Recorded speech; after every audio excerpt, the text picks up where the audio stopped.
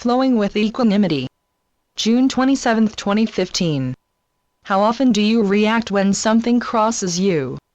It is well understood that many people are controlled by their emotions, and tend to react to every rise. And sometimes the influence of the emotion remains with the person for hours that occasionally can extend to days. It is also well understood, dear ones, that your mood can either brighten or diminish the beauty that is in every moment of every new day.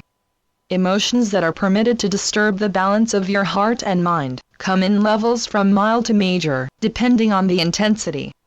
It is important to keep in mind, dear ones, that thoughts and emotions that you give power to distract you from the present. They disturb whatever peace was present. Emotions, thoughts and feelings can have enormous power over you, but only if you allow them to.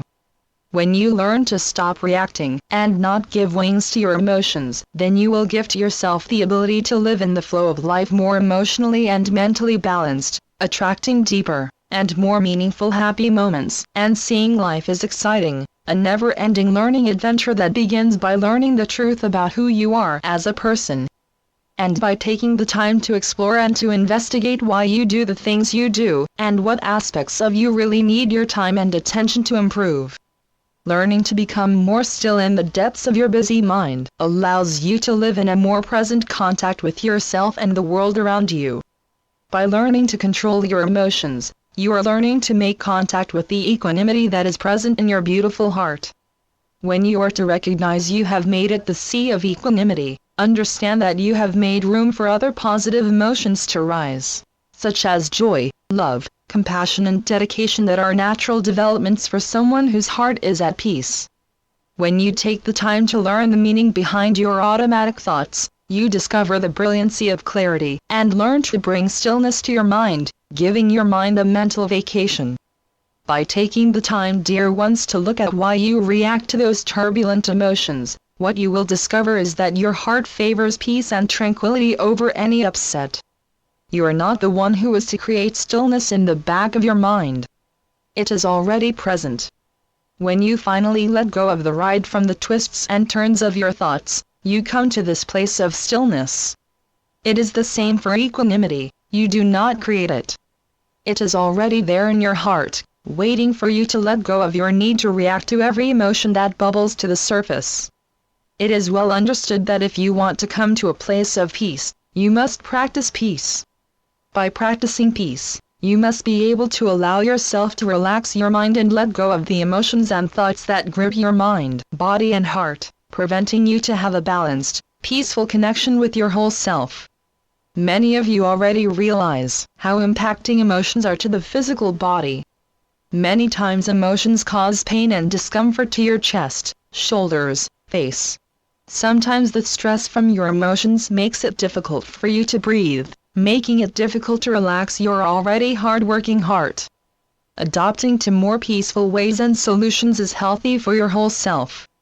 Becoming more aware of the sensations different emotions brings understanding and clarity to what it is you need to do that is mindful and healthful to your person. Even though learning to relax the hold emotions tend to have is vital, letting go of them can be much more difficult.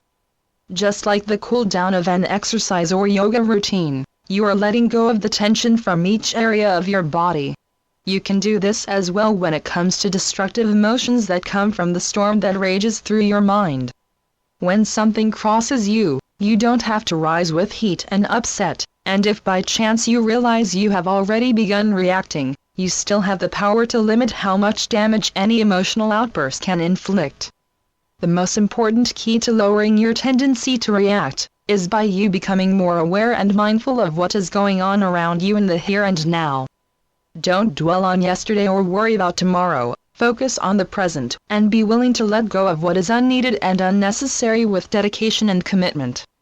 Choices cross your path every day. Learning to make the best choice that fits you each time. Thinking before reacting takes time and practiced diligence. We are positive that by now you can easily understand that it is your thoughts that bring support to any emotional reaction, and vice versa. Your emotional reaction motivates your thoughts, sometimes in a self-reinforced, yet destructive loop that doesn't end until you exhaust yourself or come to the realization that making a different choice is needed to promote change in how you deal with certain situations and the people that come with them. Instead of always wanting to be right in every argument, come to realize, dear ones, that being happy is far more important. When you are willing to let go of the horde of reactive thoughts that you know will cause a reaction or two, then you have a better chance to instill peace in more places in your life. The more comfortable you become in equanimity, the more conscious you are, and when emotions come, the solid foundation of peace that you build will sustain you. Joy, love and compassion are naturally already a part of you, and you express them every time you are genuine to yourself and to others by your actions, words, and choices. They cannot flow through you until you allow them to. Your heavier emotions and feelings such as anger, resentment, and fear also cannot disturb you unless you allow them to. It is important to comprehend, dear ones, that the practice of equanimity does not mean you will become indifferent. Equanimity shows you a different way, a way that is right, that promotes clarity in your mind and freedom in your heart, so you will not misunderstand the voice of your conscience, so you are able to respond in a kindlier and more reasonable way. In addition, the practice of equanimity does not diminish your passion for life, it simply takes away the destructive aspects, leaving behind a more wholesome you. Living in a place of peace and equanimity allows your heart to flow fluidly, ready to respond to any moment without being attached to any specific obstacle, and by not identifying personally with any non-peaceful thought or feeling. When peace and equanimity is alive and present within you, you then, dear ones, are more than able to live in the completeness of the flow of the energies and joys of life. I am Hilarion, through Julie Miller. spiritualnetworks.com